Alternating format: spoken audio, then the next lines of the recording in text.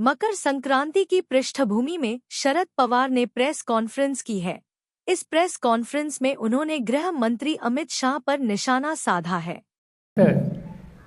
भूकंप होत आहेत, अतिवृष्टीने महापुराने नुकसान होत आहे, याची एक नीती देशात ठरवली पाहिजे आणि त्याच्यामुळे अटल बिहारींनी देशाचं डिझास्टर प्लॅनिंग हे करण्याच्या संबंधीचं काम शरद पवारांच्या सोपावर कोयन्याचा मुंबईच्या महाराष्ट्रा पुनर्वसनाचा असे काही अनुभव त्यांच्या पद्धतीचं आहे ही मतं त्या ठिकाणी अटलजींनी मांडली आणि शेवटी मी विरोधी पक्षात असताना माणसाचा दर्जा देऊन ते काम माझ्याकडे सुपूर्द केलं। ही पार्श्वभूमी भाजपच्या नेत्यांच्यामध्ये आहे आणि त्या पार्श्वभूमीवर हल्लीच्या गृहमंत्र्यांनी अलीकडं ज्या सगळ्या जे काही व्याख्यान दिले भाषण केले ते मी किंवा उद्धव ठाकरे यांच्याबद्दलचे जे काही उल्लेख केले त्याचा भास त्यांना केलेलं होतं। तर मराठीमध्ये एक काही म्हण आहे, मला त्याची आठवत नाही, कुठं इंद्राचा ऐरावत आणि कुठं कुणाची सत्ता नाही, तर त्याच्यामध्ये हे बसणारे हे घडतं, त्यामुळं त्याचं अधिक सांगायच्या बद्दलची काय आवश्यकता नाही। आता उद्धव ठाकरेंच्याबद्दलसुद्धा त्यांनी काय भूमिका घेतली ही सगळी लोकांनी मांडलेली आणि उद्धव ठाकरेसुद्धा त्याचा कधीतरी त्याच्याबद्दलचं त्यांचं मत सांगतील। पण मला हे माहिती आहे की हे ग्रस्त ज्यावेळेला गुजरातमध्ये राहू शकत नव्हते आणि त्यांना मुंबईमध्ये आश्रय देण्यात आला होता, त्यावेळेला बाळासाहेबांच्या घरी जाऊन या संदर्भात सहकार्य करावं अशा प्रकारची विनंती ही त्यांनी केली होती। याच्याबद्दलची अधिक माहिती माझ्यापेक्षा उद्धव ठाकरे सांगतील, त्यामुळं मी याच्याबद्दल अधिक काही सांगू इच्छित नाही।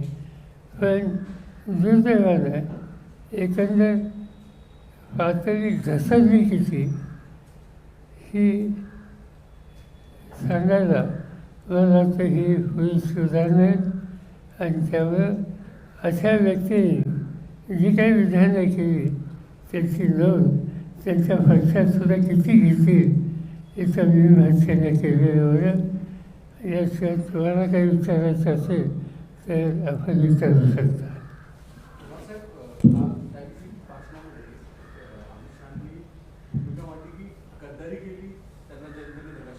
तेच 1978चा उल्लेख त्यांनी दिला ना।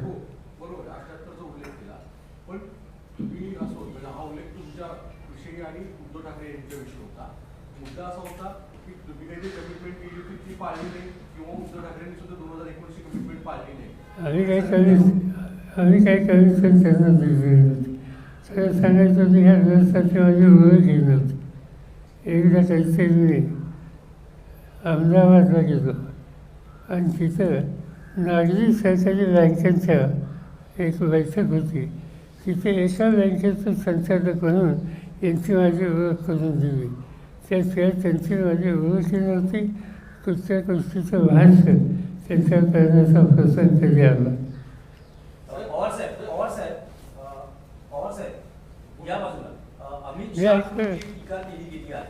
याआधी बघितलं तर लोकसभेमध्ये पंतप्रधानांनी भटकती आत्मा असा उल्लेख केला होता, त्यानंतर विधानसभा प्रचारामध्ये अमित शहांनी भ्रष्टाचाराचे शिरोमणी असा उल्लेख केला होता।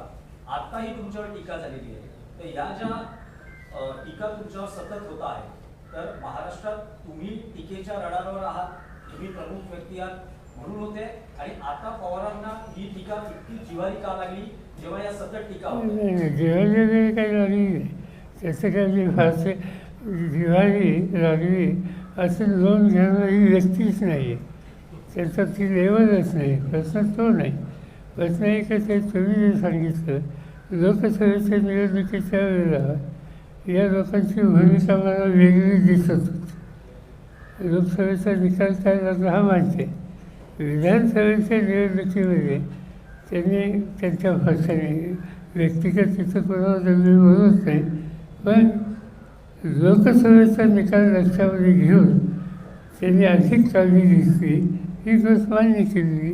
मी जाहीर बोललेलो. सर, इंडिया अलायन्सला घेऊन आता ज्या सध्याची जी स्थिती आहे त्या स्थितीवरून सामनामधून रोज काहीतरी लिहिलं जात आहे.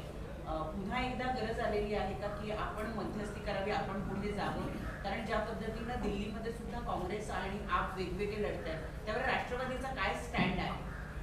दोन गोष्टी आहेत की इंडिया आघाडीमध्ये ज्यावेळेला आम्ही सगळे एकत्र असतो त्यावेळेला आमच्या देश पातळीवरच्या ज्या संघर्ष आहेत, निवडणूक आहेत, त्याच्यामध्ये एकत्र येण्याच्या उद्देशाचा विचार होता. राज्याच्या आणि विशेषतः या स्थानिक पातळीवरच्या लोकसेवा गव्हर्नमेंट असेल, पंचायत राज्य असतील, या सगळ्या निवडणुकीमध्ये आपण एकत्रित काम करावं अशी चर्चा आमच्यात कधीही झालेली नाही. पण आता ज्या पद्धतीनं वृत्तपत्रांनी त्याची नोंद घेतली, ही घेतल्याच्या नंतर कमीत कमी राष्ट्रीय पातळीवरच्या इश्यूच्यावर आपण एकत्र येण्याची जी भूमिका आहे त्याच्यात सातत्य ठेवण्याची आवश्यकता आहे. आणि तसा प्रयत्न माझ्याकडून या सगळ्यांना नियंत्रित करून केला जाईल. एक. आणि नंबर 2, त्याच्या आधी महाराष्ट्रामध्ये राज्यापुरतं सीमित इंडिया आघाडीचा संबंध नाही, पण राज्यापुरतं सीमित येत्या 18 दिवसामध्ये काँग्रेस पक्षाचे अध्यक्ष, त्यांचे सहकारी, शिवसेनेचे नेते उद्धव ठाकरे, त्यांचे सहकारी जयंत पाटील आणि आम्ही एकत्र बसून या सगळ्या गोष्टींचा विचार करून इथं काही वेगळी भूमिका घेता येईल का एकत्रित, त्याच्याबद्दल तुम्हा सगळ्यांना संक्रांतीच्या शुभेच्छा.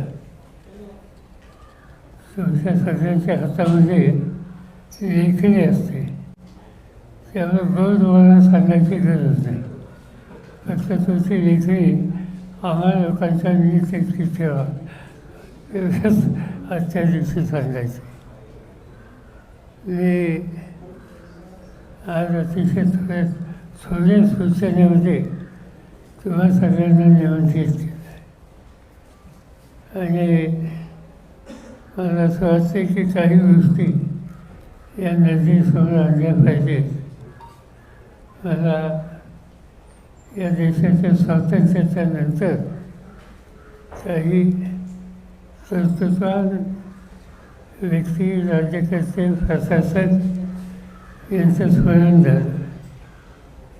स्वातंत्र्याच्या नंतर एक अत्यंत प्रभावी आणि सवन देशाच्या सगळ्या राज्यांना एकत्रित ठेवण्याच्यासाठी महत्त्वाची कामगिरी ज्यांनी केली ती सरदार पटेल यांचा उल्लेख हा त्यांनी करावा.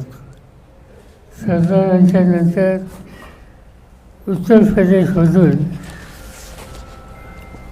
पंडित गोविंद पंत यांच्यासारखं दुसरे कर्तृत्व हे देशाचा गृहमंत्री म्हणून आपण सगळ्यांनी अनुभवलं आहे. आणि महाराष्ट्राचं सुद्धा योगदान त्याच्यामध्ये मोठं होतं. यशवंतराव चव्हाण हे देशाचे गृहमंत्री होते, शंकरराव चव्हाण हे देशाचे गृहमंत्री होते. त्यामुळे या पदाची प्रतिष्ठा आणि गरिमा ही वाढवण्याच्यासाठी या थोर देशभक्तांनी अतिशय मोलाचं काम केलं आहे.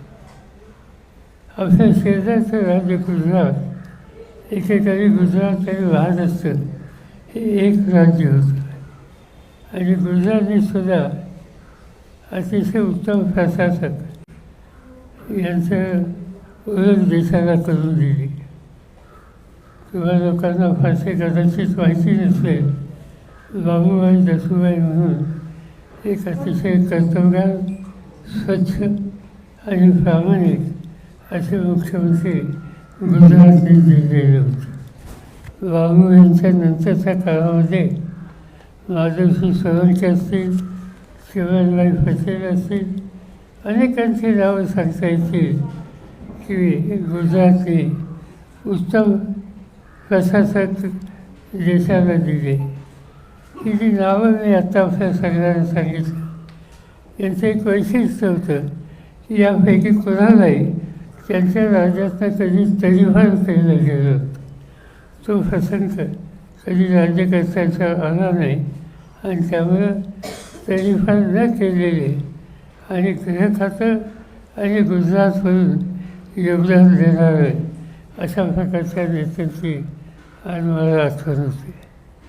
परवाच देशाच्या गृहमंत्र्यांनी काही भाषणं केली, विधान केली.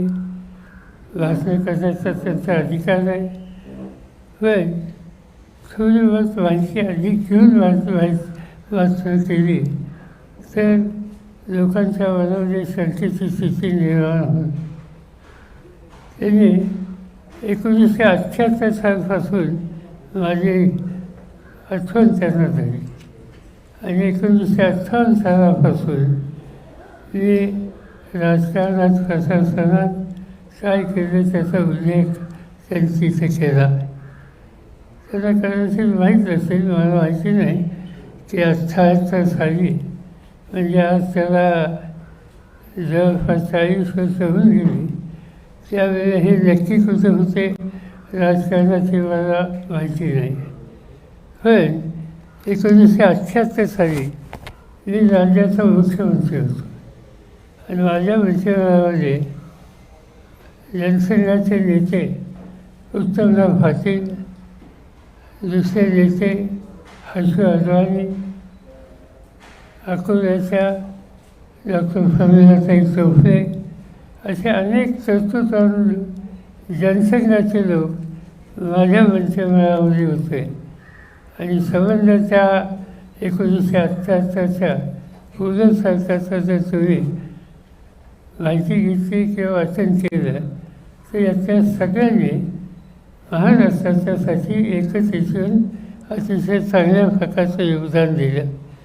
आणि म्हणून मी मुख्यमंत्री असेल, उत्तमराव पाटील उपमुख्यमंत्री आणि गृहमंत्री असेल, हर्षू अडवाणी नगरविकास खात्याचे मंत्री असतील, प्रमिलाताई चौफे ह्या आरोग्य खात्याच्या मंत्री असतील, असे अनेक लोक, कर्तृत्ववान लोक आणि ज्यांची पार्श्वभूमी जनसंघाची आहे, त्या सगळ्यांनी माझ्यासोबत काम केलं.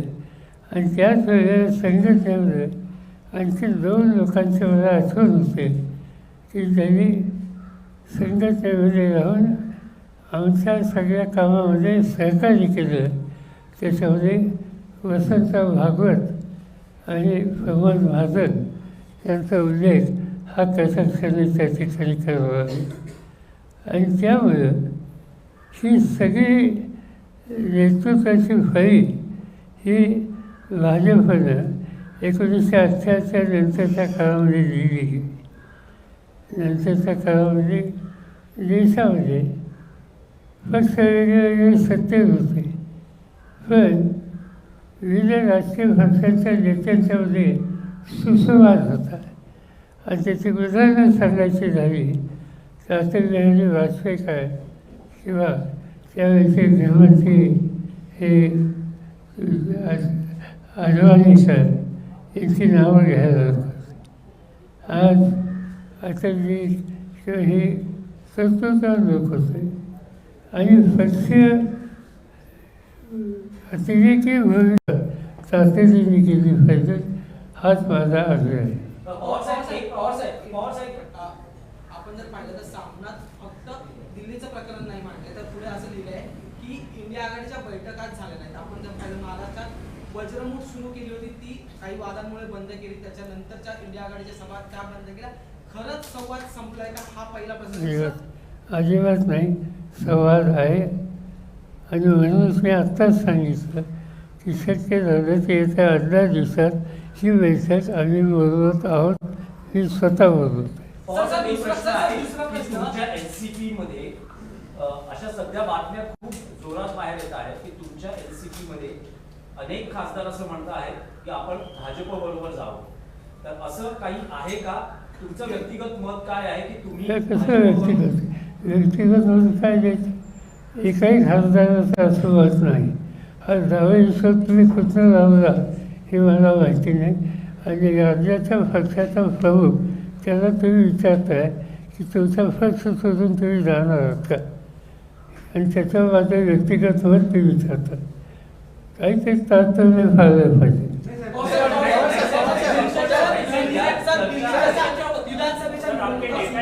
आता आगामी काळात महाराष्ट्रात स्थानिक स्वराज्य संस्थेच्या निवडणुका लागतील. आगामी काळात महाराष्ट्रात स्थानिक स्वराज्य संस्थेच्या निवडणुका लागतील.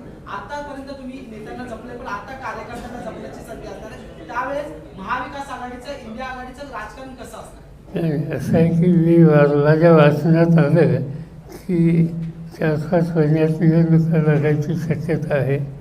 आमचं असेसमेंट होतं 3-1 महिन्यात लागतील. निवडणुका लागतील तर कुठल्याही राजकीय पक्षाला तर आपल्याला तयारी लागावं लागतं, आणि ती प्रक्रिया आम्ही सगळ्यांनी सुरू केली. पक्षांतर्गत काही बदल होतील अशा पद्धतीचं वक्तव्य ते कधीपर्यंत ती मीटिंग होईल आणि कशा पद्धतीने की साधारणतः आणखीन 10 दिवसांनी होईल, 10 ते 12.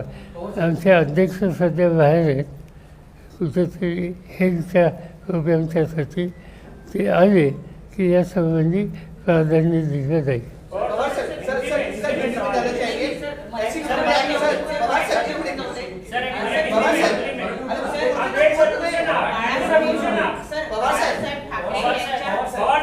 सवाल ये है कि आज क्या इंडिया गठबंधन जो है वो केवल लोकसभा तक ही सीमित था? सवाल इसलिए उठ रहा है क्योंकि उद्धव ठाकरे बीएमसी में अकेले चुनाव लड़ने की बात कर रहे हैं.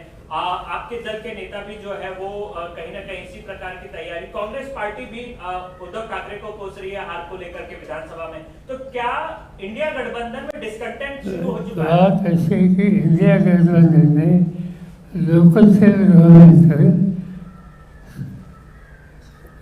मिलकर चुनाव लड़ने की बात कभी हुई नहीं.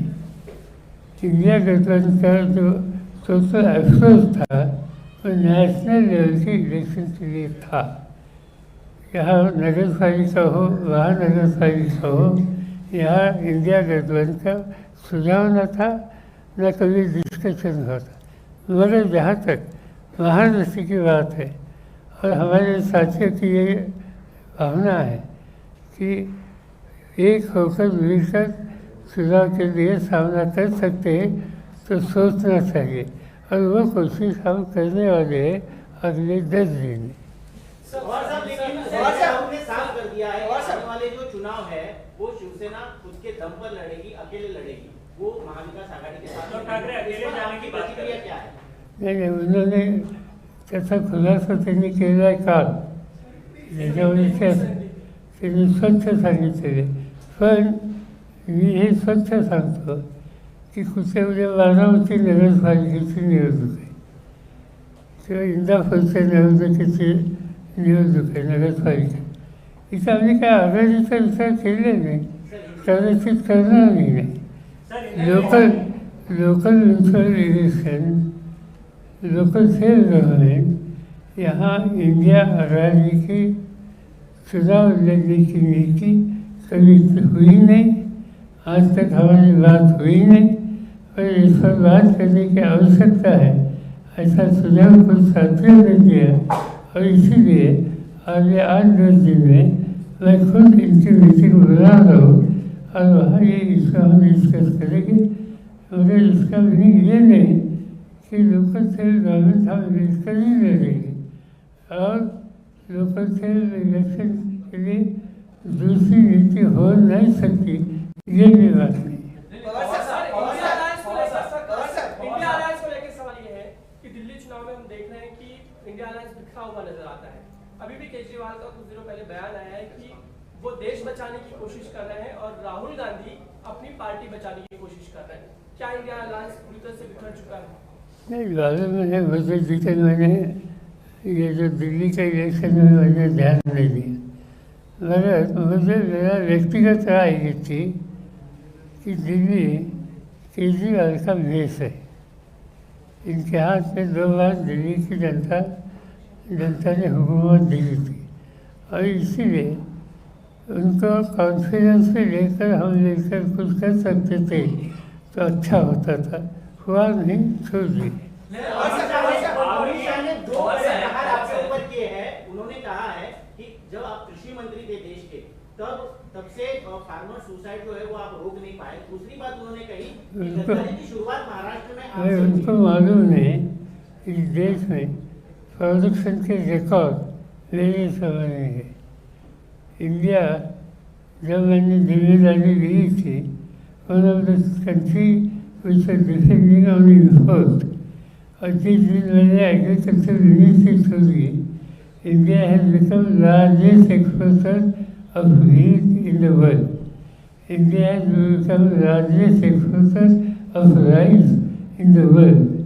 India has become the largest exporter in horticultural items. India has become the largest exporter and producer of milk. मगर ये जनरली अनपढ़ लोगों को कुछ बातें मालूम नहीं होती।